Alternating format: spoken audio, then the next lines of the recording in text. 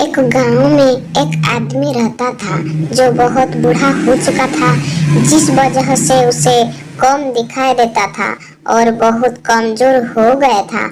इसलिए अपनी बच्ची कुच्ची जिंदगी अपने बेटे के साथ बिता सके, इसलिए शहर में रह रहे उसके बेटे के घर रहने चला गया। बेटा एक शहर के छोटे मकान में रहता था। मकान तो उसका छोटा था, लेकिन उसके अंदर जो चीजें थी वह महंगी थी। उस मकान में बेटा, उसकी पत्नी और उनका एक 5 साल का बच्चा, यह छोटा सा परिवार साथ मिलकर रहता था। बूढ़े पिता के आने से उनके परिवार का एक सदस्य और बढ़ गया। यह पूरा परिवार रोज सुबह शाम डाइनिंग टेबल पर साथ में खाना खाया करता।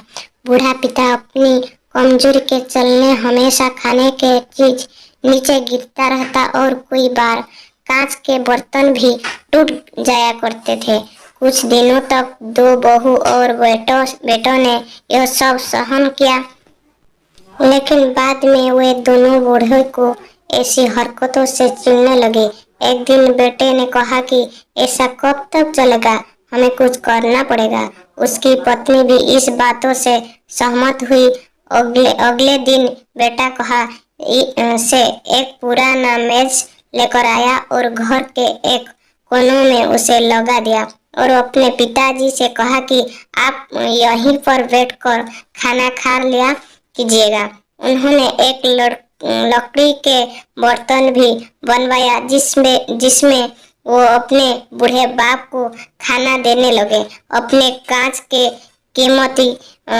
कीमती बर्तन बचाने के लिए अपने पूरे बाप को लकड़ी का बर्तन देने में उन्हें जरा भी शर्म नहीं आई। अब खाने का समय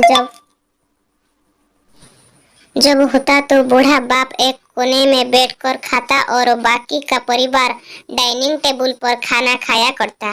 डाइनिंग टेबल पर बैठ दोनों पति पत्नी कभी कभी अपने बूढ़े बाप को तरफ देख लिया करते। बूढ़े बाप को आंखों में उन्हें आंसू भी नजर आते, मगर उन पर जैसे कोई असर हो नहीं होता।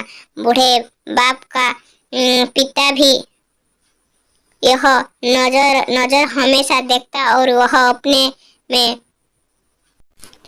खोया रहता। एक दिन जब पति पत्नी डाइनिंग टेबल पर बैठकर खाना रखा थे, तब उनका बच्चा जमीन पर बैठकर कुछ कर रहा था। उन दोनों ने बच्चे के हाथ में लकड़ी का टुकड़ा देखा, लेकिन उन्हें कुछ समझ में नहीं आया कि बच्चा लकड़ी के टुकड़े के साथ क्या कर रहा है। जब बच्चे के पिता ने उन्हें पूछा कि बेटा आओ खाना खा लो, तुम नीचे बैठकर क्या कर रहे हो, तब बच्चों ने भोलेपन से कहा, और मम्मी पापा मैं आप दोनों के लिए लकड़ी का बर्तन बना रहा हूँ ताकि आप लोगों को जब आप बूढ़े हो जाओ तो दोनों में खाना दे सको। अपने नादान बेटे द्वारा दो गई यह सहज बात दोनों के दिल में तीर की तरह उतर गई। दोनों एक दूसरे के चेहरे निहारने लगे। बिना कुछ कहे ही दोनों की आंखों में पानी आ गया और उन्हें अपने भविष्य की किताब अपने आपकी के सामने खुलती हुई नजर आई। उन्हें समझने में ज्यादा देर नहीं लगी कि अब उन्हें आगे क्या करना पड़ेगा।